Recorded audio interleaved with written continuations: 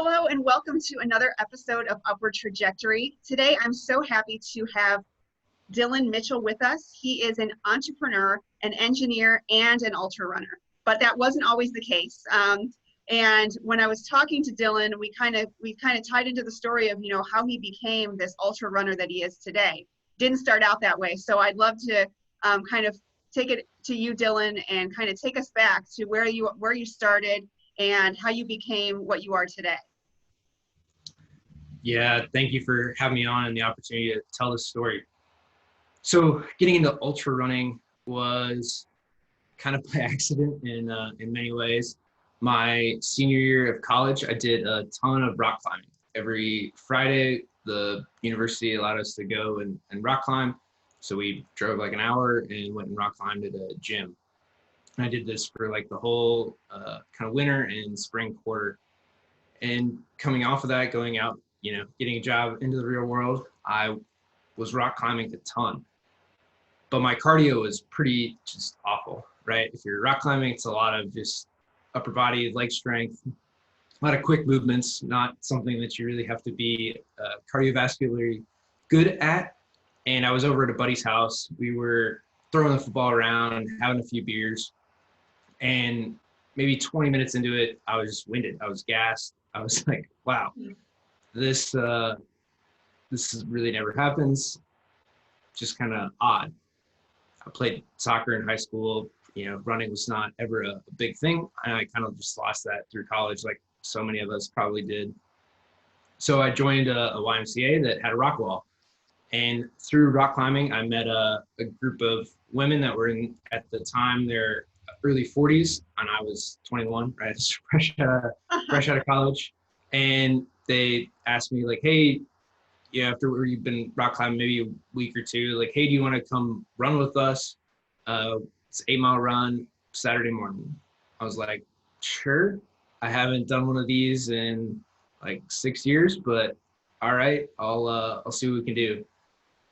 Showed up in a cotton t-shirt, cotton, underwear, basketball shorts, some old tennis shoes, and picked up like a Gatorade on the way, right? Oh, no. 20-ounce Gatorade. I mean, I did the run. By the end of it, I was a little sore. But as any runner knows, or anyone that's done any kind of intense exercise, it's never going upstairs that's the problem. It's going down them. And I lived on a second-story apartment. So it was a little rough there for a while. But for me, I just wasn't going to let one weekend and getting my butt kicked like stop me. These women had run at the time probably 5-6 marathons each. There's 4 of them. And kind of through that group, it became a pretty social thing for me. At the time, I worked from home. This is 10 years ago when working from home wasn't the norm. So going to the gym, running became a very social thing for me, where we'd have conversations and at a very conversational pace. It wasn't go out, break any speed records. It was go out and do the run. That was it, just to complete it, finish it. So fast forward, that was in October of 2011. And in 2012, I ran 2 marathons. I did Derby Marathon in Louisville, Kentucky, which is where I was living at the time, and the Chicago Marathon in October. And I'd signed up for both of them before I'd ever run a single one. And that was the first time I'd ever towed a line for a race. I never ran cross country, never did track, nothing. So wow. First time showing up for any type of race was marathon. And then go forward a little further, I ran or did in 2013 Ironman Louisville in August. So for about 2 years, took me to go from effectively couch to Ironman. Did a half marathon or half Ironman in there for training and some other marathons, that kind of stuff. So, and then from there, I've gone to do 50 miles in Leadville, Colorado, and Lake Tahoe, and then did a 100K in Page, Arizona. So I've kind of ran significant distances over the last few years. And through all that, I shed 40 pounds and have been by and large able to keep the majority of that weight off. I might fluctuate, 5 or 10 here and there, but from 210 to where I sit at like 182 right now. Wow, that's an amazing story. And I love how you bring in that this became a social outlet for you. I especially in this day and age when people feel so isolated and alone, that you need to exercise, you need to get out there and have a routine, make it a social outlet and kill two birds with one stone. I absolutely love that. Is the social aspect what kept you going, or was there something else that developed along the way? So social was definitely like the big part for the first 5 years of what I was doing. We'd run multiple marathons a year. Ironman, their spouses were, so through Ironman training, their spouses were, one was a big cyclist, another guy in the group was more of a cyclist than a runner, and then one of the girls was like a master swimmer. So Okay. for Ironman training, you got to swim 2.4 miles, bike 112 miles, and then run 26.2 miles, all within a 17-hour time limit. And there's other cutoffs through the race. That's So having amazing. those, so having those other people through the race, through training was, super important. You need somebody to help you get through the pool and swimming, and then you need people on the bike that are willing to go ride, 6 to 8 hours with you. So for a big chunk of it, in that first 5 years, that group was primarily runners. There was a few that came and, cycled depending on the distance. They did shorter distances and then longer distances. I'd pick up other people or drop other people. They'd get in what they wanted to, and I did the rest. So for definitely a good chunk of it and getting into it, it was purely social. And then when I started running really long distances, so 50 miles, so ultra is anything over a marathon. So 31 miles is kind of the entryway to ultra running. It's 50K. And as you get up there, to give you kind of some numbers, I think like 4 million people run a marathon on a given year. Probably not in 2020, but on a given year. Wow, I didn't realize it was that many. It's a lot. Yeah, globally, it's like, between I think 4 and like 7 million people run a marathon. Interesting. Okay. And then, sign up for races anyway, globally. And then when you get into ultras, so when you go another 5 miles, that number drops to 70,000 globally. Oh my. So when you start looking at ultra and who toes the line at a race in any given year, it's a 0.0005% of the population. Like the number is stupidly small. And so you look at that, there's a lot of people that'll go and run 10 miles, right? There's more and more 5Ks. So you look at that, 3 miles, 5 miles, 10 miles, there's a good chunk of people that'll run that far. When you start going 20, 30, 50 miles, you have a smaller and smaller group to be a part of. So when I lived in Louisville, Kentucky, with Ironman being there and in that community, there's a lot of triathletes, a lot of people that you'd see out running on the weekends, like in the parks. You'd see a lot of people biking on the Ironman course. They're all training for the event, or just, it was a good bike course. So they went out and just rode it, whether they were cyclists or people training for Ironman. So it was for sure a big social component, but as you get into longer distances, you have to find something else to drive you to that next point.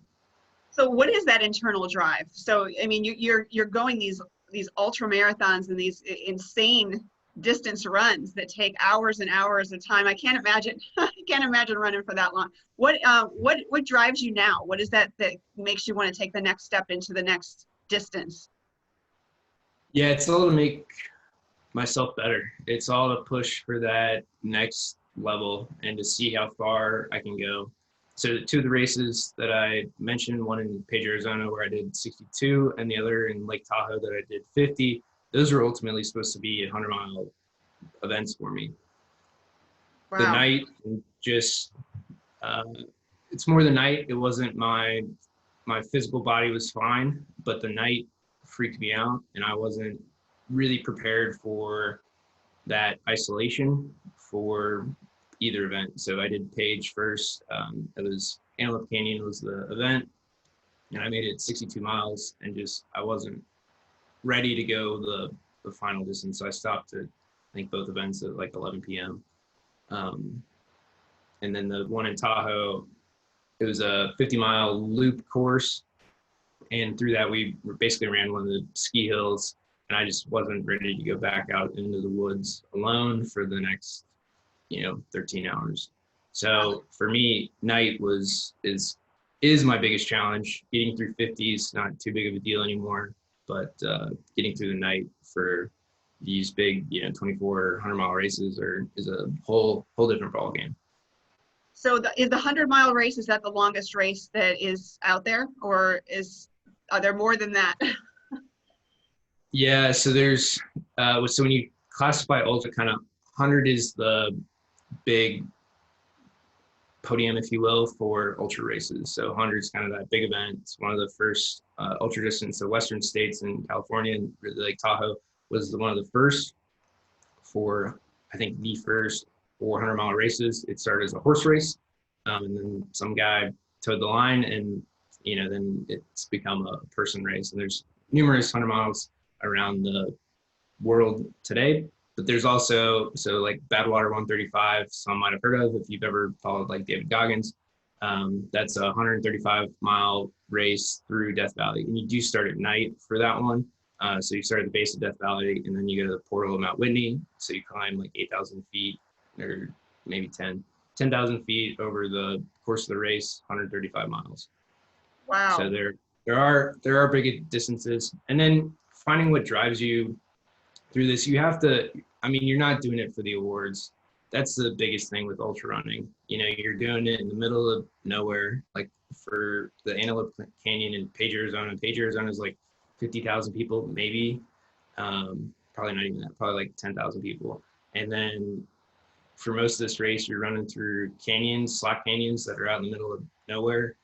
There's nobody around. There's no one cheering. There's, like my family shows up for these big events, but that's about it, right? You got maybe 100 spectators scattered through the course, maybe, and then you start going into night, there's 20 people throughout the course, right? And depending on, so for that one in particular is a loop for the last 50 miles. So every 5 miles you see somebody, but so every 5 miles you're on your own, which wow. It's gonna be like an hour plus of time. You have to have something else within you to get there, and everyone can find it. You just have to find why you're doing it, and you can't do it for the accolades. You have to do it for your own personal reasons. That was going to be my next question is, for people that want to start and they, like you were, you realized you needed to do something and you needed to start out, what would be your suggestions for somebody that just, they may not have the aspirations of an ultra marathon, but maybe they want to run, a 5, 10K, maybe even a half marathon or a marathon. Where do you start? What's the first point? And how do you get that mindset of accumulation and, getting to the next step? Great question. And with anything, it's a habit. You just have to start. I've run, I think, 3 or 4 firsts, either half marathon or marathon with people. They say, hey, I want to do this. And I say, okay, like tell me when, where, I'll show up and go running with you. Because again, marathon, half marathon aren't like that big a deal. Like, yeah, you got to make sure you're trained for it, but it's not like a big event, right? We're not going to come in the top for any of these events. We're not fast. Again, you need to do them. If you run a 10-minute mile, that's totally fine, right? So for anything, you got to start. I took one guy who I started running with him, and I think he could maybe run 5 or 10 minutes at a time. And then I, a year later, took him through his first marathon. So no matter where you start, you just have to start. And then it's continuous habit building and repetition. Are you able to continue to get out, continue to run, continue to do that, day after day? There's tons of free training plans out there. And with anything, this goes for running, this goes for life. Can you stick with it? Can you continue to keep hitting the pavement, right? Day after day. Yeah. Well, I myself am a runner, but I probably put in 3 hours a week typically. And what I get from it and what keeps driving me and turned it into a habit for me is the endorphins and the mindset that it brings. Just it clears your mind. It brings it's hard to describe the feeling after even a 10-minute. Like if I know that dealing with stress, I'll tell my kids, hey, give me 10 minutes. I'll go run even for a 10-minute, just stint. And it clears my mind and it gives me something to recharge. And that's what turned it into a habit for me. And I really, to this day, I started this almost 10 years ago now, where, I put in 2.5, 3 hours every week. And that's about all I've got time for. But it gives me that mental acuity and the endorphin boost and everything that I need as a mindset clear. And I like that I'm kind of keeping my health up as well. So that's something that I found personally. I don't know that I'd ever get to the point where I'd be running a marathon or beyond. I've done a couple 5-10K races and I've got bad knees, so I've got to do barefoot. So that's part of the problem with me is just that it just kills my knees. But what I found is that, just what it does for your mental state is amazing. Absolutely. So two things on that. One, I would highly recommend you change your shoes to a barefoot type deal, a like zero drop shoe, I do either have an zero ultra. drop. Yeah, that's a big deal. And then go and check your form. So go get like you probably have to go to a physical therapist for it to go and get your form checked. And if there's something that might be going wrong with what's going on, I know a lot for me was flexibility. You don't stretch enough in your quads and your ankles and your calves, and that wreaks havoc to the rest of your body. Like I had back problems from not stretching was the root cause. So those are like the two biggest things that I continue to find with people is that they don't have a barefoot or zero drop shoe. And then the other one is, none of us stretch enough. That's so true. We just stretching alone can be very therapeutic. We need to fit that in, and it's a time thing. Yeah, you don't have time for it, but you have to do it. I completely agree with the stretching, and I've taken on yoga for that reason, just to get the stretching part in. Yeah, and yoga's great. And then, I mean, it's 15 minutes. The biggest thing with any stretch is that you need to hold it for a significant amount of time. And I'm talking like 2-3 minutes. It's not 30 Oh, seconds. 2-3 minutes. Oh, wow. I've not heard that before. Yeah, I've been to multiple physical therapists, and that's what they recommend. The good ones that I've been to. So yeah, you need to hold it for much, much longer than it's not 30 seconds. It's not 10. It's like 2 to 3 minutes. 3 minutes is really what they recommend. And you can feel the difference when you go that long within a single stretch. Wow. And then the other thing on your running and building it into a habit. So it's 35 minutes of elevated heart rate is what gets you that runner's high. So the more that you can do that, and then it lasts for like 4 hours. So that helps with flow states, with productivity, with everything else after that. So if you can go and do 35 minutes of high elevated heart rate, let's just say it's an 80% threshold effort. So running, swimming, boxing, typically it's a lot of cardio because you're not keeping your heart rate elevated for like a weight workout, right? You're doing sets in between. So it's going to need to be some type of cardio to really keep your heart rate elevated for an extended period of time. And then you'll get a 4-hour boost after that event. Wow. Well, that boost is definitely worth it. I can speak to that. Do you have any other tips or anything else you'd like to share? So the other big thing that typically comes up for any of these races is nutrition. Most of us don't have enough electrolytes within our system. We're not eating enough salt. I know salt got a bad rap for a long time, but other electrolytes it's a big problem within, especially when you start running. Any people that have problems typically within a race, and the worst case out of a lot of them, it's really they were overhydrated. So you kept drinking water. This heat stroke is a big thing in this. It's not that you don't have enough water, it's that you are electrolyte imbalance. So most people actually like drown effectively. That have significant problems because they're just super overhydrated and don't have enough electrolytes. So whether that's eating a banana or salts, potassium, sodium, those are the biggest things that we're not getting enough of, primarily because salt got such a bad rap for such a long time. So you need to balance that sodium and potassium. Like when I run any sort of distance anymore, I only drink coconut water. So the carbs, and I mean, it's 30 grams of carbs per hour is basically what I eat. You don't need a lot of calories, but it's got a ton of salt and potassium in it. So if your electrolyte balance, you have enough fluids and enough calories, you can run super far distances on very little fuel. Oh, that's great to know. I always think of it as like you need to take those little goo packs or something like that. But coconut water is it's so trendy right now, and you can find it anywhere. That's great to for the listeners to say, you know what, just grab some coconut water, try and start this, make it a habit, and keep going with it. And hopefully it will change your life like it has for so many people, including you. Yeah, for runs, for sure.